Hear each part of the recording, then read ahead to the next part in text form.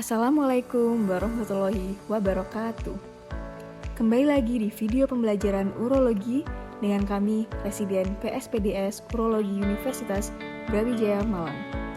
Dengan pembimbing kami, Dr. Besut Daryanto, spesialis bedah, spesialis urologi konsultan, dan Dr. Pradana Nurhadi, spesialis urologi konsultan.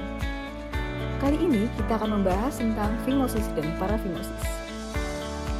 Mari kita mulai dengan fimosis. Apa itu fimosis? Fimosis adalah kondisi di mana preputium tidak dapat diretraksikan sehingga glans penis tidak dapat terbuka secara sempurna.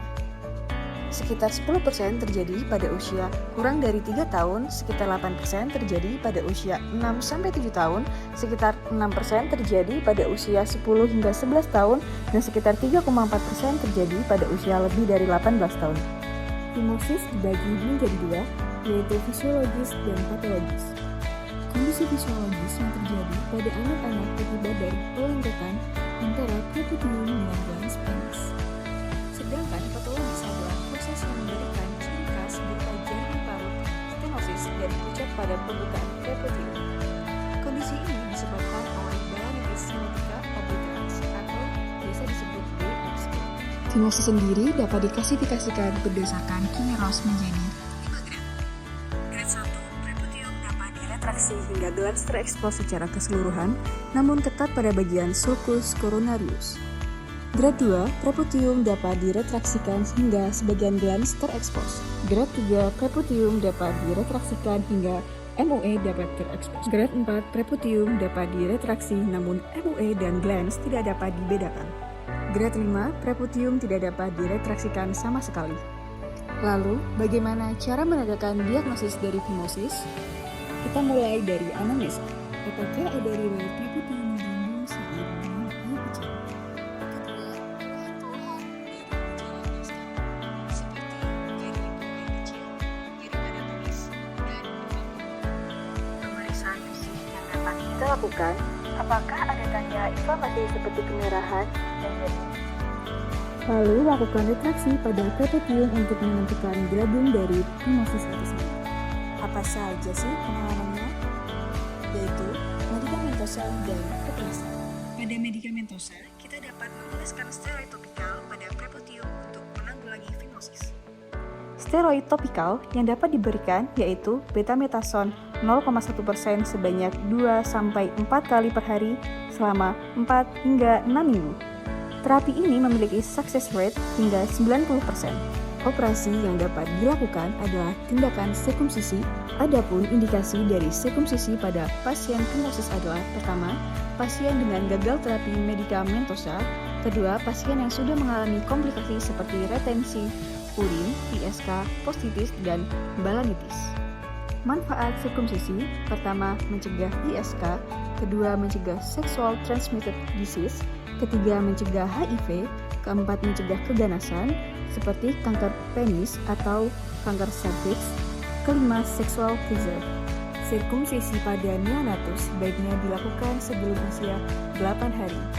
Adapun kelebihan sirkumsisi pada neonatus adalah mudah, cepat, murah, resiko rendah, pendarahan minimal, hasil kosmetik lebih baik, tidak ada memori jangka panjang, dan cepat sembuh. Dari teknik-tekniknya ada, dokter urologi melakukan tindakan dengan teknik dorsumsisi dengan alasan yaitu kosmetik dan lebih aman dibandingkan teknik lainnya. Apa itu parafimosis? Parafimosis adalah kondisi di mana preputium tidak dapat dikembalikan seperti semula setelah diretraksikan. Secara angka kejadian parafimosis sangat jarang terjadi. Sebesar 0,2% terjadi pada anak di bawah 12 tahun dan sebesar 1% terjadi pada laki-laki di atas usia 16 tahun. Parafimosis sering terjadi secara tidak sengaja. Yang pertama, saat pemeriksaan fisik pada penis. Kedua, setelah pemasangan kateter. Ketiga, saat setelah tindakan embryologi seperti sistoskopi. Dan keempat, terjadi setelah hubungan seksual. Apa yang akan terjadi jika hal ini tidak ditangani?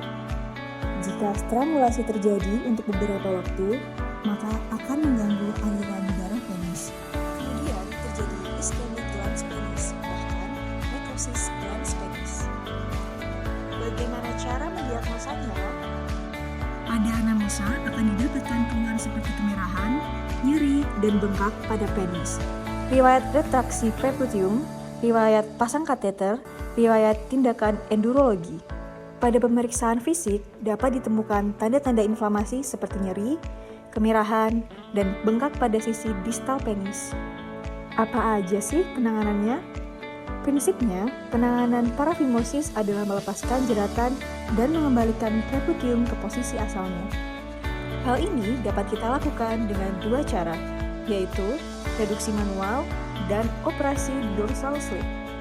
Yang pertama, reduksi manual. Hal ini dapat dilakukan dengan cara letakkan kedua jari telunjuk pada tepi dorsal penis di belakang prepucium yang terretraksi dan kedua ibu jari pada ujung glans penis.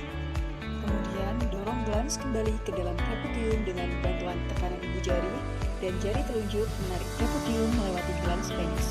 Operasi dorsal slit dilakukan infusi sepanjang 1 hingga 2 cm pada bagian dorsal dari jeratan. Jeratan akan longgar dan prepucium dapat dikembalikan ke posisi semula. Jahit kembali tempat yang kita infusi dengan benang monofilament absorbable. Operasi ini dapat dilakukan bila reduksi manual gagal dan terjadi parafimosis berulang. Itu saja pembahasan parafimosis dan parafimosis kali ini. Sampai jumpa pada video pembelajaran urologi selanjutnya.